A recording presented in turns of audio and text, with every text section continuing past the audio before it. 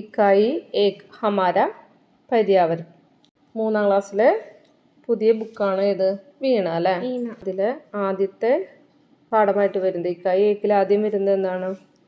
ഹമാര പര്യാവരൺ. പര്യാവരണം എന്ന് വെച്ചാൽ എന്താണ്? നമ്മുടെ അന്തരീക്ഷം, പരിസ്ഥിതി എന്നൊക്കെ പറയില്ലേ? ഇംഗ്ലീഷിൽ എന്താ പറയാ? നമ്മുടെ ചുറ്റുപാടുള്ള അന്തരീക്ഷത്തെ കുറിച്ചിട്ടാണ് ഇത് പറയുന്നത് അല്ലേ, പരിസ്ഥിതിയെ കുറിച്ചിട്ട്. സീക്കോ എന്നാണ് പറയുന്നത്. സീക്കോ എന്ന് വെച്ചാൽ എന്താണ്? പഠിക്കുക അല്ലെ. ആദ്യം കുട്ടികളെ എവിടെന്നാ പഠിക്കുക? ആദ്യം ആരെയും കാണുന്നത് കുട്ടികള്? അമ്മേനെ ആയിരിക്കും അല്ലെ. അപ്പൊ ആദ്യത്തെ ഗുരു എന്ന് പറയുന്നത് ആരാണ്? അമ്മയാണല്ലേ. അതുപോലെ തന്നെ എന്താണ്? നമ്മുടെ ചുറ്റുപാടിൽ നിന്നും, നമ്മുടെ അന്തരീക്ഷത്തിൽ നിന്നും, നമ്മുടെ ഭൂമിയിൽ നിന്നും നമ്മൾ ഒരുപാട് കാര്യങ്ങൾ പഠിക്കുന്നുണ്ട് അല്ലേ. അതുപോലെ ഈ കവിതയിലും പറയുന്നത് അങ്ങനെ നമുക്ക് എന്തൊക്കെ കാര്യങ്ങൾ അറിയാൻ പറ്റും, പഠിക്കാൻ പറ്റും എന്നുള്ളതിനെ കുറിച്ചിട്ടാണ് ഈ കവിതയിലും പറയുന്നത്. അതാണ് കവിതയുടെ പേര്. എന്താണ്? സീക്കോ. സീക്കോ എന്ന് വെച്ചാൽ എന്താ? പഠിക്കുക, അറിയുക എന്നൊക്കെയുള്ള അർത്ഥമാണ് അല്ലേ. പഠിക്കുക എന്നുള്ള അർത്ഥത്തിലാണ് സീക്കോ എന്ന് പറയുന്നത്. ആനന്ദമയി കവിത അല്ലേ, എല്ലാവർക്കും ആനന്ദം ഉളവാക്കുന്ന ഒരു കവിതയാണ്. എങ്ങനെയാണ് കവിത തുടങ്ങുന്നത്? കവിത എങ്ങനെയാണ് സ്റ്റാർട്ട് ചെയ്യുക അല്ലേ നമുക്ക്? ഫൂലോം സേ നിത് ഹസ്ന സീക്കോ, ബൗറോം സേ നിത് ഗാന, തരു की झुकी डालियों से नित सीखो शीश झुकाना, सीख हवा के झोंकों से लो कोमल भाव बहाना, दूध तथा पानी से सीखो मिलना और मिलाना, सूरज की किरणों से सीखो जगना और जगाना, लता और पेड़ों से सीखो सबको गले लगाना, दीपक से सीखो जितना हो सके अंधेरा हरना, पृथ्वी से सीखो प्राणी की सच्ची सेवा करना, जलधारा से सीखो आगे जीवन पद में बढ़ना, और धुएं से सीखो हरदम ऊंचे ही पर चढ़ना. ഇത്രയാണ് ഈ കവിതയിൽ വരുന്നത് അല്ലേ. ആരാണിത് എഴുതിയിട്ടുള്ളത്? ശ്രീനാഥ് സിൻഹാണ് ഈ കവിത എഴുതിയിട്ടുള്ളത്. നമുക്ക് കവിതയിലെ വരികൾ നോക്കാം അല്ലേ. ആദ്യത്തെ വരിയിൽ എന്താ പറയുന്നത്? ഫൂലോം സെ നിത് ഹസ്ന സീക്കോ, ബൗറോം സെ നിത് ഗാന. ഫൂൽ എന്ന് വെച്ചാൽ എന്താണ്? പൂക്കളാണല്ലേ. നമ്മൾ ഒരുപാട് പലതരത്തിലുള്ള പൂക്കൾ കാണുന്നുണ്ടല്ലേ. ആ പൂക്കളിൽ നിന്ന് നമുക്ക് എന്ത് പഠിക്കാൻ കഴിയുന്നു എന്നാ പറയുന്നത്? നിത് ഹസ്ന സീക്കോ. ഹസ്ന എന്ന് വെച്ചാൽ എന്താ? ചിരിക്കുക അല്ലേ. അല്ലേ, പൂക്കൾ ഇങ്ങനെ വിടർന്ന് നിൽക്കുന്നത് കാണുമ്പോൾ എല്ലാവർക്കും ഒരുപാട് സന്തോഷം തോന്നുന്നതാണല്ലേ. അപ്പോൾ പൂക്കളിൽ നിന്ന് നമ്മൾ എന്താ പഠിക്കുന്നത്? നിത്ത് എന്ന് വെച്ചാൽ എന്താണ്? എല്ലായ്പ്പോഴും, എപ്പോഴും എന്നുള്ള അർത്ഥത്തിലാണ്. ഹസ്ന സീക്കോ. ഹസ്ന എന്ന് വെച്ചാൽ എന്താണ്? ചിരിക്കാനായിട്ട് നമുക്ക് പഠിക്കാം അല്ലേ. പൂക്കളെ കാണുമ്പോൾ എപ്പോഴും ചിരിച്ചു നിൽക്കുന്നതായിട്ടല്ലേ നമുക്ക് തോന്നാം അല്ലേ. അതാണ് ആദ്യത്തെ വരിയിൽ പറയുന്നത്. രണ്ടാമതായിട്ട് പറയുന്നത് എന്താണ്? ബൗറോം സെ നിത് ഗാന. ബൗർ എന്ന് വെച്ചാൽ എന്താ അർത്ഥം? ബൗർ, ഭ്രമർ എന്നൊക്കെ പറയുന്നത് എന്താണ്? വണ്ടാണ്. വണ്ട് കണ്ടിട്ട് നമ്മള് പൂക്കളിലൊക്കെ നിറയെ വന്നിരിക്കും അല്ലെ വണ്ടുകള്.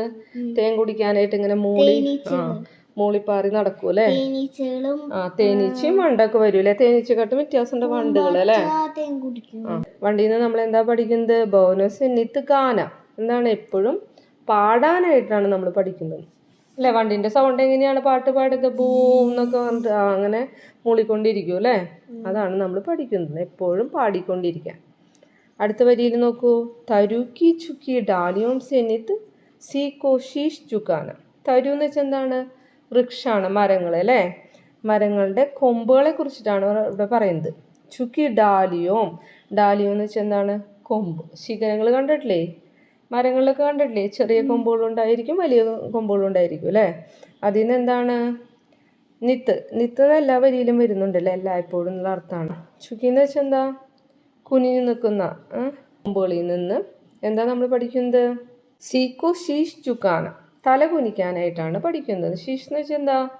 തലയാണ്, ശിരസ്. ശിഷ്ട. ശീഷ് എന്നുള്ള വാക്കിന് തല എന്നുള്ള അർത്ഥമാണ്. ആ ഷാന്ന് എഴുതുമ്പോൾ എന്ത് വേണം? ഷാടെ ഒപ്പം വരുന്നതാണ് ഗഡിപ്പായിൽ ഒരു വര അല്ലേ. ഷാ കഴിഞ്ഞിട്ട് അതിൻ്റെ ഒപ്പം തന്നെയുള്ളതാണ് അല്ലേ. പക്ഷെ ആ ഷാടെ ഒപ്പം ഒരു വരയും കൂടി ഇട്ട് എന്താ പറയുക? ശീഷ എന്നർത്ഥം വരും. ശീഷ എന്ന് വെച്ചാൽ എന്താണ്? കണ്ണാടി എന്നുള്ള അർത്ഥമാണ്. അപ്പോൾ ഷാ എന്നുള്ള വ്യഞ്ജനാക്ഷരത്തിൻ്റെ കൂടെ എപ്പോഴും ഗഡിപ്പായി വേറെ തിരിഞ്ഞിട്ടാണ് നിൽക്കുക അല്ലേ. അപ്പോൾ സീക്കോ ഷീഷ് ജുക്കാന. ഷീഷ് എന്ന് വെച്ചാൽ എന്താണ്? തല കുനിക്കാനാണ് നമ്മൾ എപ്പോഴും പഠിക്കുന്നത്. ആരിൽ നിന്നാണ് പഠിക്കുന്നത്? മരത്തിൻ്റെ കൊമ്പുകളിൽ നിന്ന് അല്ലേ. തല കുനിക്കുക എന്ന് വെച്ചാൽ എന്താ അർത്ഥമാക്കുന്നത്? നമ്മളെല്ലായ്പ്പോഴും എന്താണ് വിനയത്തോട് കൂടിയിട്ട് പെരുമാറണം എന്നാണ് ഇതിൽ പറയുന്നത് അല്ലേ. നമ്മുടെ അറിവ് കൂടുന്തോറും നമുക്ക് എന്താണ് കൂടേണ്ടത്? വിനയാണ് കൂടേണ്ടത്. അപ്പൊ വിനയം കൂടുന്നവരെ എന്താണ് നമ്മുടെ തല കുനിയാണ് ചെയ്യുക. തല കുനിയാന്ന് വെച്ചാൽ എന്താ? എപ്പോഴും തല കുമ്പിട്ട് നടക്കാതാണോ അതിന്റെ അർത്ഥം? അല്ല. എന്താണ്? മറ്റുള്ളവരെ ബഹുമാനിക്കുക എന്നുള്ള അർത്ഥമാണ്. ബഹുമാനം കൊണ്ട് തല കുനിയ എന്നുള്ള അർത്ഥത്തിലാണ് ഇവിടെ പറയുന്നത് കേട്ടാ. ശീഷ് ചുക്കാൻ, തല കുനിയാനായിട്ട് പഠിക്കണം അല്ലേ. വലിയ മരങ്ങൾ നല്ല ഉയരത്തിൽ നിൽക്കുന്നുണ്ടെങ്കിൽ അവരുടെ കൊമ്പുകൾ എന്താണ്? താഴോട്ട് അല്ലെ, തല കുനിച്ചിട്ടല്ലേ നിൽക്കുന്നുണ്ടാവുക അല്ലെ, താഴോട്ടല്ലേ കൊമ്പുകൾ നിൽക്കുന്നുണ്ടാവുക. അതാണ് ഇവിടെ പറയുന്നത്. അടുത്ത വരിയിൽ നോക്കൂ. സീഖ് ഹവാക്കി ജോങ്കോം സേലോ കോമൾ ബാവ് ബഹാന. പിന്നെന്താ പഠിക്കുന്നത്? അടുത്തതായിട്ട് നമ്മൾ എന്താ കുറിച്ചാണ് പറയുന്നത്? ഹവ. ഹവ എന്ന് വെച്ചാൽ എന്താണ്? കാറ്റാണ്. കാറ്റ് വീശുന്നത് നമുക്ക് കാണാൻ പറ്റുമോ? എങ്ങനെയാ കാണുന്നുണ്ട് നമ്മൾ കാറ്റ് വീശുന്നത്? എങ്ങനെയാ നമുക്ക് കാണാന്ന് പറയുന്നത്? കാറ്റിന്റെ വീശലും കാറ്റടിക്കുന്നതൊക്കെ നമ്മള് ശരീരത്തിൽ എന്താണ്? അത് നമുക്ക് കാണാനല്ല പറ്റുന്നത്. അത് എന്താണ് ചെയ്യുന്നത്? നമ്മുടെ ശരീരത്തിലൊക്കെ നമ്മള് കാറ്റടിക്കുമ്പോ നമ്മൾ എന്താ ചെയ്യുന്നത്? നമുക്ക് നല്ല സുഖം കിട്ടും. അതെങ്ങനെ നമ്മള് ഹവാക്ക്, അതായത് കാറ്റൊക്കെ നമ്മൾ കാണല്ല ചെയ്യുന്നത്, നമ്മുടെ ശരീരത്തില് അത് അനുഭവിക്കുകയാണ് ചെയ്യുന്നത് അല്ലേ. അപ്പൊ സീഖ് ഹവാക്കെ ജോങ്കോം സേലോ. ആ കാറ്റിന്റെ എന്താണ്? ജോങ്കോംസെ. കാറ്റിന്റെ ജോങ്ക് എന്ന് വെച്ചാൽ എന്താണ്? കാറ്റിന്റെ അടി, കാറ്റിന്റെ തള്ളൽ എന്നൊക്കെയുള്ള അർത്ഥമാണ്. അതിൽ നിന്ന് എന്താണ്? കോമൾ ബാവ് ബഹാന അല്ലെ. നല്ല സുഖകരമായിട്ടുള്ള കാറ്റ് വീശുമ്പോൾ നമുക്ക് എന്തായിരിക്കും? നല്ല സുഖം തോന്നും അല്ലേ. അപ്പൊ കോമളമായിട്ടുള്ള ഭാവങ്ങൾ എല്ലായിടത്തും വീശാനായിട്ട് ഒഴുക്കാനായിട്ടാണ് നമ്മൾ ആരിൽ നിന്ന് പഠിക്കേണ്ടത്? ആ കാറ്റിന്റെ വീശലിൽ നിന്ന് പഠിക്കേണ്ടത്. അടുത്ത് നോക്കൂ. ദൂത് തഥ പാനി സി സീക്കോ മിൽന ഓർ മിലാന. ദൂത് എന്ന് വെച്ചാൽ എന്താണ്? പാലാണ്. പിന്നെന്താണ്? പാനി എന്താണ്? വെള്ളം. പാലും വെള്ളം അല്ലെ. പാലും വെള്ളം എങ്ങനെയാണ്? നന്നായി കൂടിച്ചേരൂ അല്ലേ. ഇല്ലേ, നമ്മൾ ചായ ഒക്കെ ഉണ്ടാക്കുമ്പോ പാലില് വെള്ളം ഒഴിച്ചിട്ടുണ്ടാക്കും അല്ലേ. അതൊരിക്കലും വേർതിരിഞ്ഞ് നിൽക്കുന്നതല്ല. പാലും വെള്ളവും നമുക്ക് പാലില് വെള്ളം ഒഴിച്ചാൽ നമുക്ക് അതിനെ വേർതിരിച്ചെടുക്കാൻ പറ്റൂ? പിന്നെ ഇല്ല. പക്ഷെ ആ പാലിലോ അല്ലെങ്കിൽ വെള്ളത്തിലോ എണ്ണയാണ് ചേരുന്നതെങ്കിലോ വേർതിരിഞ്ഞ് നിൽക്കില്ലേ? മുകളിലായിട്ട് വേറെ എടുക്കൂ അല്ലേ. പാലും വെള്ളവും പോലെ അതിൽ നിന്ന് നമ്മൾ എന്താ പഠിക്കേണ്ടത്? മിൽന ഓർ മിലാന. കൂടിച്ചേരാനും. മിൽന എന്ന് വെച്ചാൽ ചേരുക, മിലാന വെച്ചാൽ എന്താ? ചേർക്കുക എന്നുള്ള അർത്ഥമാണ്. അത്രയും, അതായത് നമ്മൾ എന്താണ്, ഏത് തരത്തിലുള്ള ആൾക്കാരായാലും അല്ലെങ്കിൽ ഏത് പരിതസ്ഥിതി ആണെങ്കിലും അതിനോടൊക്കെ കൂടിച്ചേർന്ന് ജീവിക്കാനായിട്ടാണ് നമ്മൾ ആരിൽ നിന്ന് പഠിക്കുന്നത്? പാലിൽ നിന്നും വെള്ളത്തിൽ നിന്നും കേട്ടാ. അടുത്ത വരിയിൽ നോക്കൂ. സൂരജ് കി കിരണോം സെ സീക്കോ ജഗ്ന ഓർ ജഗാന. സൂര്യന്റെ കിരണങ്ങളിൽ നിന്ന്. സൂര്യന്റെ കിരണം എന്ന് പറയുന്നത് എന്താണ്? സൂര്യൻ അല്ലെ. സൂര്യന് സൂര്യരശ്മികൾ വരും അല്ലെ, കിരണങ്ങള്. അതിൽ നിന്ന് നമ്മൾ സൂര്യൻ രാവിലെയും വൈകിട്ടും കിരണങ്ങൾ നമുക്ക് കുഴപ്പമില്ല അല്ലെ, അതൊക്കെ നമുക്ക് ആസ്വദിക്കാൻ പറ്റും. പക്ഷെ ഉച്ചയ്ക്കാണെങ്കിലോ ആ കിരണങ്ങൾക്ക് നല്ല ചൂടായിരിക്കും അല്ലെ. അപ്പൊ സൂര്യന്റെ കിരണങ്ങളിൽ നിന്ന് നമ്മൾ എന്താണ് പഠിക്കേണ്ടത്? ജഗ്ന ഓർ ജഗാന. ജഗ്ന എന്ന് വെച്ചാൽ എന്താ? ഉണരാനും മറ്റുള്ളവരെ ഉണർത്താനും അല്ലെ. സൂര്യൻ എന്നും രാവിലെ നമ്മളെയൊക്കെ ഉണർത്തുന്നുണ്ട് അല്ലെ. സൂര്യൻ ഉദിക്കുന്നതിനോടൊപ്പം ഉണരുന്നതിനോടൊപ്പം നമ്മളെ ഉണർത്തുന്നുണ്ട് അല്ലെ. സൂര്യൻ ഉണർന്നില്ലെങ്കിൽ അല്ലെങ്കിൽ നമ്മളെ ഉണർത്തിയില്ലെങ്കിൽ എന്തായിരിക്കും അവസ്ഥ? നമ്മൾ ഉണരുവോ? സൂര്യൻ ഒരു ദിവസം വിചാരിക്കുകയാണ് ഞാൻ ഇന്ന് ആരെയും ഉണർത്താൻ പോണില്ല, ഞാൻ ഉണർന്നില്ല, ഞാൻ ഉറങ്ങാന്ന് വിചാരിച്ചാലോ ഭൂമി മുഴുവൻ എങ്ങനെയായിരിക്കും? ഇരുട്ടായി തീരും അല്ലേ. അതാണ് സൂര്യന്റെ കിരണങ്ങളിൽ നിന്ന് നമ്മൾ എന്താ പഠിക്കുന്നത്? ജഗ്ന ഓർ ജഗാന. ഉണരാനും മറ്റുള്ളവരെ ഉണർത്താനും. ഇതിൽ നിന്നൊക്കെ നമ്മൾ കണ്ടുവരുന്നത് എന്താണ്? ഈ പ്രകൃതിയിലുള്ള എല്ലാ വസ്തുക്കളും എന്താണ്? മറ്റുള്ളവർക്ക് നന്മ ചെയ്യുന്നവരാണ് അല്ലേ. അവർ സ്വയം ഉണരുന്നതിനോടൊപ്പം തന്നെ മറ്റുള്ളവരെ ഉണർത്തുന്നുണ്ട്, നന്മയും ചെയ്യുന്നുണ്ട് അല്ലേ. അടുത്ത വരിയിൽ നോക്കൂ. ലത ഓർ പേടോം സി സീക്കോ സബ്കോ ഗലേ ലഗാന. ലത എന്താണ്? വള്ളിച്ചെടികളാണ് കേട്ടോ, ചെടികൾ. ഓർ പേടോം സി സീക്കോ. പേട് എന്താണ്?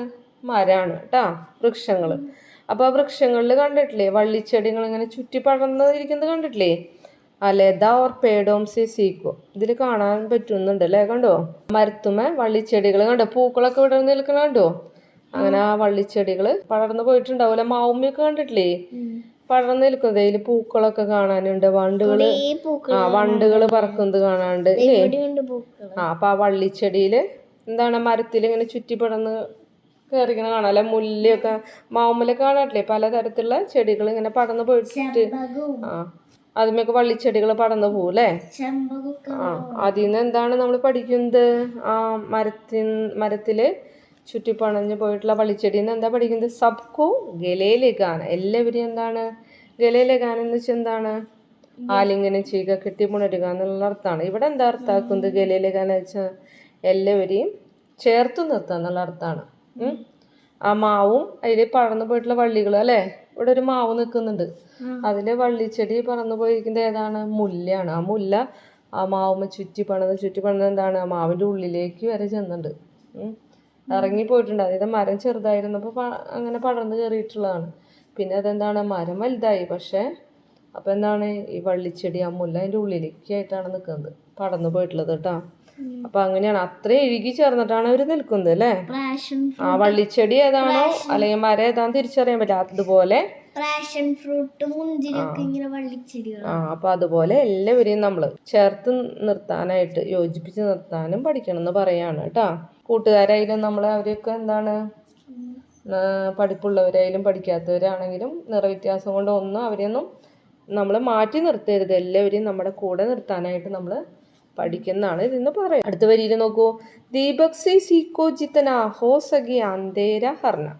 ദീപക് എന്ന് വെച്ചാൽ എന്താണ്? ദീപം അല്ലെ. ദീപം എന്താ? വിളക്ക് അല്ലെ, വെളിച്ചം. അതിൽ നിന്ന് നമ്മൾ എന്താ പഠിക്കേണ്ടത്? ദീപക് സീക്കോ ജിത്തന, എത്ര മാത്രം പഠിക്കണം എന്നാ പറയുന്നത്? ഹോ സകെ അന്ധേര ഹർന. അന്ധേര എന്ന് വെച്ചാൽ എന്താണ്? ദീപം എന്ന് പറയുമ്പോൾ അതിന്റെ നേരെ വിപരീതമായിട്ടുള്ളത് ആണ്. വെളിച്ചത്തിന്റെ നേരെ വിപരീതമായിട്ടുള്ളതാണ് എന്ത്? ഇരുട്ട് അല്ലേ. അന്ധേര എന്ന് വെച്ചാൽ എന്താ? ഇരുട്ട്. അപ്പൊ ദീപം വരുന്നതോടുകൂടി എന്താ മാറ്റുന്നത്? ആ ഇരുട്ടിനെയാണ് മാറ്റുന്നത് അല്ലേ. തമസോമ ജ്യോതിർഗമയ കേട്ടിട്ടില്ലേ നമ്മൾ? വെളിച്ചത്തിൽ നിന്ന് തമസ് എന്ന് വെച്ചാൽ എന്താ? ഇരുട്ടാണ്. അതിൽ നിന്ന് വെളിച്ചത്തിലേക്കാണ് വരുന്നത് അല്ലേ. അപ്പൊ ആ വിളക്ക് വരുന്നതോടുകൂടി എന്താണ്? വെളിച്ചം പരക്കും അല്ലെ. ഇരുട്ടിനെയാണ് അത് മാറ്റുന്നത് അല്ലെ. ഹോസകെ അന്ധേരഹർണ.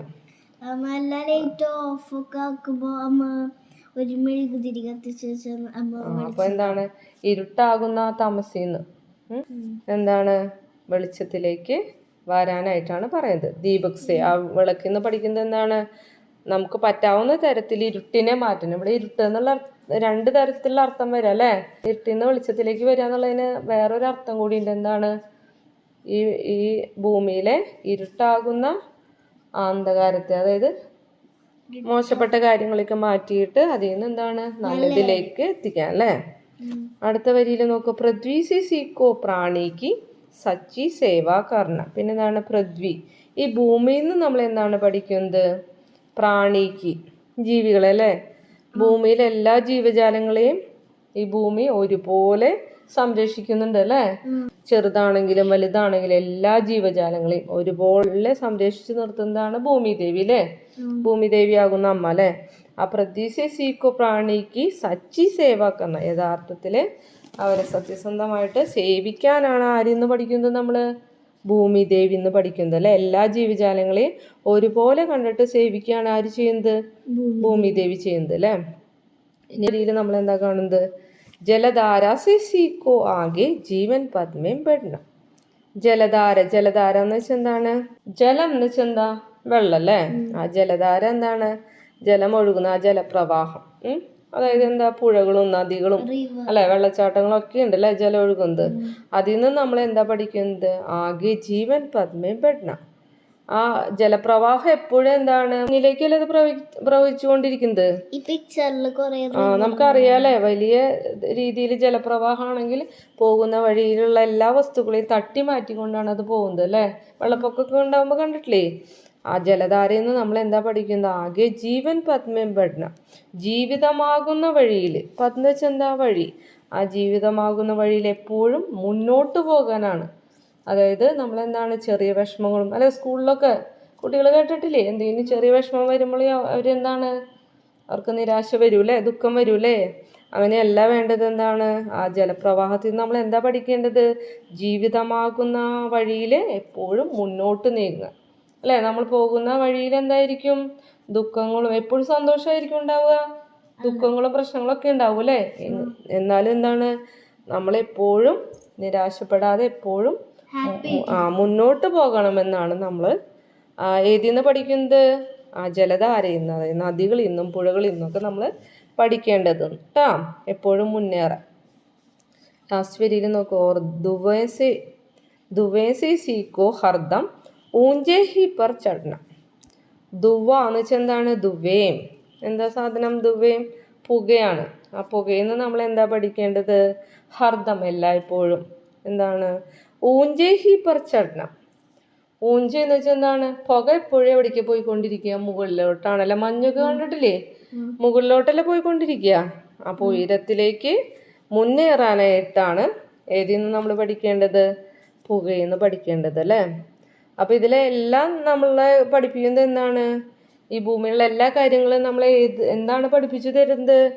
എല്ലാ കാര്യങ്ങളും പോസിറ്റീവായിട്ട് നീങ്ങാനാണ് അല്ലേ? നെഗറ്റീവായിട്ട് ഒരിക്കലും നമ്മളെ ചിന്തിക്കരുത്. എല്ലാം പോസിറ്റീവായി കണ്ടിട്ട് മുന്നോട്ട് നീങ്ങാനാണ് പറയുന്നത് അല്ലേ? അപ്പോൾ ഭൂമിയിൽ നിന്ന് നമുക്ക് ഒരുപാട് കാര്യങ്ങൾ നമുക്ക് പഠിക്കാനുണ്ട് അല്ലേ? ആരാണിത് എഴുതിയത്? ശ്രീനാഥ് സിംഹ എഴുതിയിട്ടുള്ള നല്ലൊരു കവിതയാണ്. കണ്ടോ? അതിൽ നമുക്ക് ചുറ്റും കാണാം അല്ലേ? ഈ പിക്ചറിലൊക്കെ കാണാം അല്ലേ? ചെടികളെ കാണാനായിട്ട് പറ്റും. താഴെ കണ്ടോ? ചെടികൾ, പൂക്കൾ, ദീപം കാണുന്നുണ്ട്. ദീപത്തെക്കുറിച്ച് പറഞ്ഞില്ലേ? കേട്ടോ, ആ ദീപം അവിടെ വെക്കുമ്പോൾ എന്താണ്? ഇരുട്ട് മാറി അവിടെ എല്ലായിടത്തും പ്രകാശം പരക്കും അല്ലേ? എവിടെയാണ് ദീപം വെച്ചത് അല്ലേ? അതിൽ കാണുന്നുണ്ട് ഇല്ലേ? അതുപോലെ ദേ കണ്ടോ, പാറക്കല്ലുകൾ കിടക്കുന്നുണ്ട്, ചെടികൾ കാണാനുണ്ട്. പിന്നെ കുട്ടികൾ കണ്ടോ, പൂക്കളൊക്കെ കണ്ടിട്ട് ചിരിച്ചു നിൽക്കുന്നത് കാണുന്നത്. അതൊക്കെ ആദ്യത്തെ വരിയിൽ പറഞ്ഞാണ് അല്ലേ? പിന്നെന്താണ്? വണ്ടിനെ കാണുന്നുണ്ട്. തേനീച്ച വണ്ടൊക്കെ കാണും. തേനീച്ച വേറെ, വണ്ട് വേറെ ആട്ടെ, രണ്ടും വേറെയാണ് കേട്ടാ.